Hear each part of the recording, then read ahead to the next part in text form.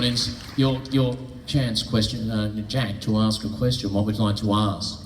Well, most of them have already been answered already, but there's one that I've been wanting to ask for a long time. But this is the venue where it needed to happen. Natasha Butler. Will you marry me? Jack Jorgensen's just asked his girlfriend Natasha to marry him at the Doctor Who Festival, and she has said, "Oh, there you go."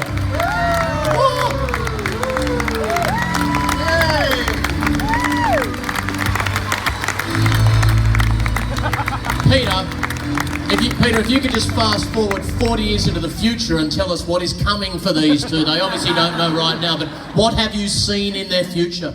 I've seen the happiest future that there could ever be. It belongs to you two. You're going to have a wonderful marriage.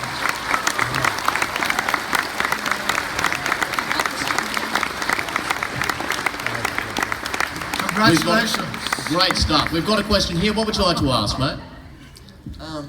Is this a divorce? Stephen. Sorry, hello. Don't say things like that. This is for Stephen.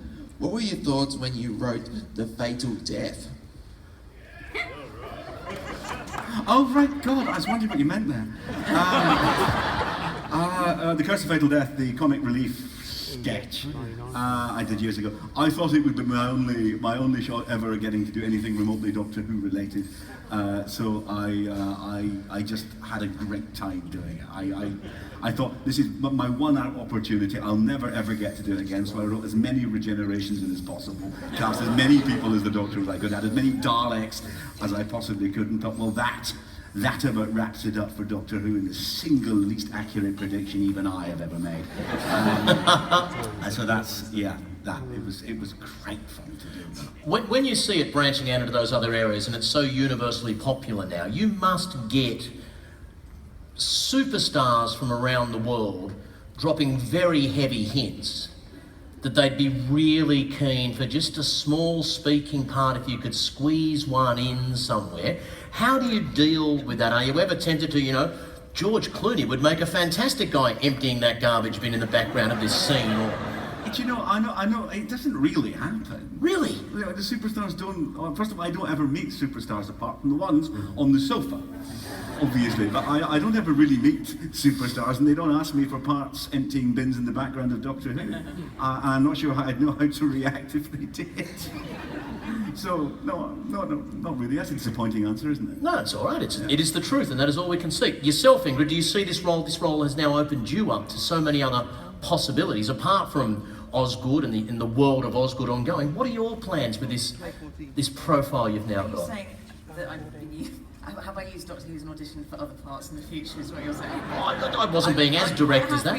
No, I haven't thought about that, to be honest, because I'm so thrilled to be in Doctor Who. I haven't really thought about what it means for me in the future, is the honest answer. But we've had a few requests for her glasses, so... yeah, there you go, yeah. No, yeah. I don't know how to answer that question. No, it's a fantastic answer. We'll take one more question from the audience. I see a woman just there. What would you like to ask? I'll take two more because you were on the screen for a second. I'll take you both because I got your hopes up and I don't want to crush them. If you can, woman who can see yourself on the screen, what would you like to ask? Yes, that's you. My name is Alex and I'm from Sydney, and I want to know what the atmosphere is like on set. Well, 78% nitrogen, and there's oxygen and a little bit of argon. I think it's good. I mean, it's a nice environment. We try to make it fun. I mean, I'm always very keen that we have such wonderful guest stars that come onto the show, and we have a fabulous crew. I have worked for a long time in this business and worked with a lot of crews, and I seriously believe that this is the best crew that I've ever worked with. Their kindness, their collaboration, they're full of hard work, and the atmosphere is cheerful, but there isn't a lot of time. Doctor Who is, we're busy, but we have a laugh. But there comes a point where we can't be laughing all the time, can you, Stephen? The laughter and the fun has to stop. Doctor Who has to begin. That's right. Final question for the morning. What would you like to ask? Hi, I'm Amy. I'm from Sydney. I've First of all, I just wanted to say thank you for making such an awesome show. I always look forward to Sunday nights when Dr. Who's on. My question is for Ingrid and Peter. What is the most emotional moment that you've had to film? Like, has there ever been one where you can't do it a few times, or just one that's been really emotional? Yeah, and your emotions ever got the better of what you've had to do? Every time I get invited into the TARDIS and I have to say no, I'm like, God, just let me in, please. So that would be. So in the last episode, Zygon Inversion, I had to say no again.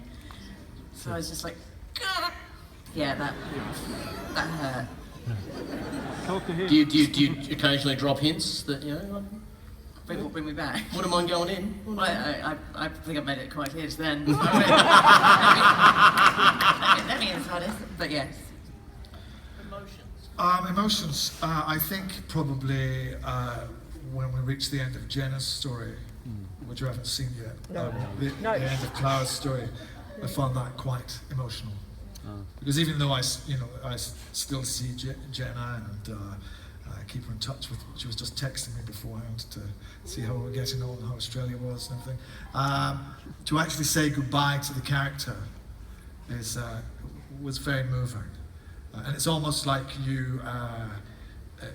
your affection for that person becomes mixed up with the character, and you feel as if you're saying goodbye to the person, although I wasn't.